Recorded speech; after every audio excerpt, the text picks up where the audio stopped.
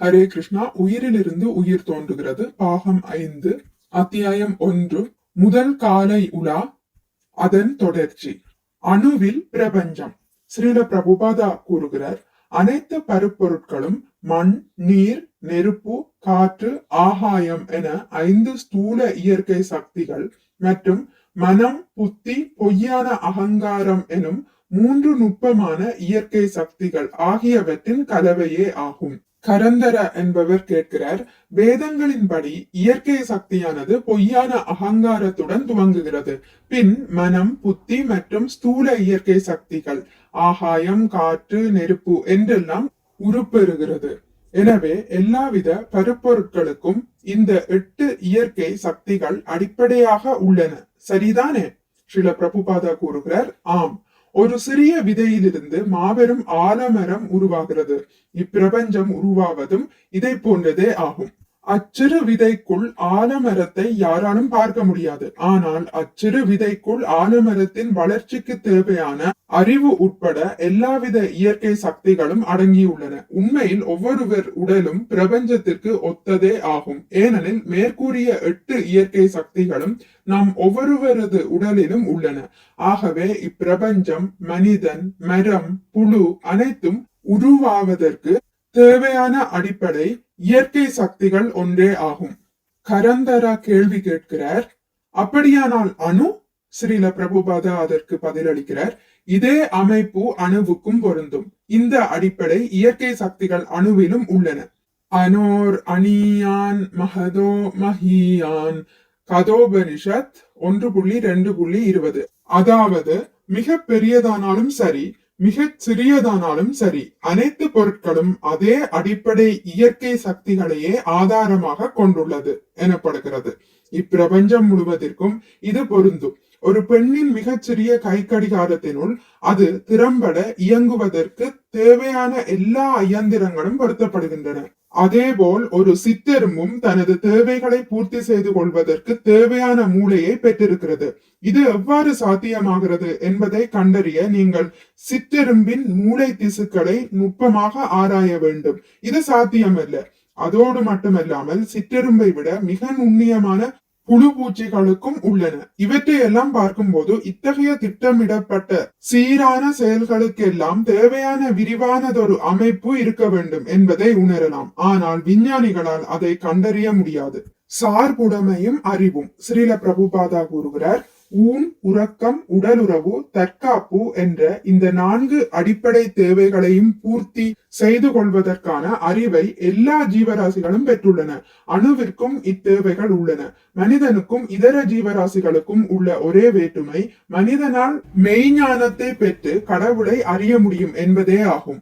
ஆஹார நித்ர வகய மைத்துனம் ச ஷாமானம் எதத் பசுபீர் நராணாம். ஊன், உறக்கம், உடலுறவு, தற்காப்பு ஆகியவற்றை எங்கும் எதிலும் காணலாம். மரங்கள் வளர்வதை பார்க்கிறோம். அவற்றில் முடிச்சுகள் ஏற்படுவதையும், அம்மாதிரி முடிச்சு விழுந்த பகுதிகளில் மட்டும் மேல்பட்டை வளராமல் இருப்பதையும் காண்கிறோம். இது எவ்வாறு நிகழ்கிறது? முடிச்சு விழுந்த இடத்தில் தடங்கள் உள்ளது என்பதை அறிந்து பட்டை எப்படி முடிச்சை சுற்றி வளர்கிறது? ஸ்ரீல பிரபுபாதா இதை செய்கை மூலம் காட்டுகிறார். மரங்களுக்கு கண்கள் இல்லை, ஆனாலும் அறிவு உண்டு. அறிவானது உங்களது அறிவிற்கு நிகராக இல்லாமல் இருக்கலாம். இருப்பினும் அதுவும் அறிவே. குழந்தையின் அறிவு அதன் தந்தையின் அறிவை போல் வளர்ச்சி அடைந்ததாக இல்லாவிட்டாலும் தந்தையின் வயதை அடையும் போது அக்குழந்தையின் அறிவும் வளர்ச்சி அடையும். டாக்டர் சிங் கேட்கிறார், அப்படியானால் அறிவின் அளவு அந்தந்த நிலையை சார்ந்ததா? ஸ்ரீல பிரபுபாதா பதிலளிக்கிறார், ஆம், எல்லாம் சார்புடையவையே. நமக்கு உடல், அறிவு, வாழ்நாள் ஆகியவை இருப்பது போல் எறும்புகளுக்கும் உண்டு. மனிதன், எறும்பு ஆகிய 2 உயிரினங்களுக்கும் ஆயுட்காலம் 100 ஆண்டுகளே. ஆனால் மனிதனின் 100 ஆண்டுகளும் எறும்பின் 100 ஆண்டுகளும் கால அளவில் சரீரத்திற்கு ஏற்ப மாறுகிறது. இப்பிரபஞ்சத்திலேயே அதிக காலம் உயிர் வாழக்கூடிய பிரம்மாவும் 100 ஆண்டுகளே வாழ்கிறார். ஆனால் நமக்கு எறும்பின் வாழ்நாள் மிக குறுகியதாக காட்சியளிக்கிறது. அதேபோல் பூமியிலிருந்து மாறுபட்டு விளங்கும் மற்ற கிரகங்களிலும் அக்கிரகங்களின் சூழ்நிலைக்கேற்ற ஜீவராசிகள் வசிக்கவே செய்கின்றன. ஆனால் இப்பூவுலகை அடிப்படையாக கொண்டு மற்ற கிரகங்களை பற்றியும் நிர்ணயிக்க விஞ்ஞானிகள் முயற்சிக்கிறார்கள். இது அர்த்தமற்றதாகும்.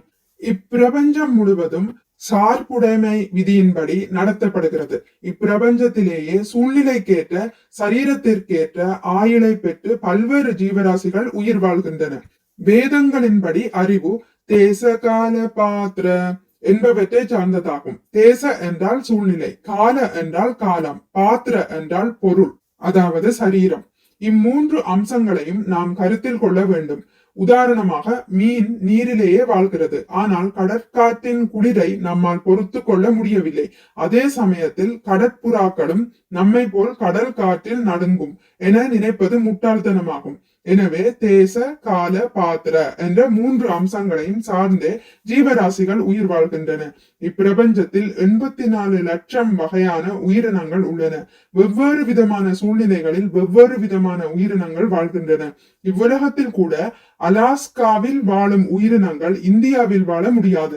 எனவே சூழ்நிலையை சார்ந்தே உயிரினங்கள் உள்ளன. கரந்தர சொல்கிறார், ஆம், எனவேதான் ஒருவரின் உணவு மற்றவருக்கு விஷமாக கூடும் எனப்படுகிறது.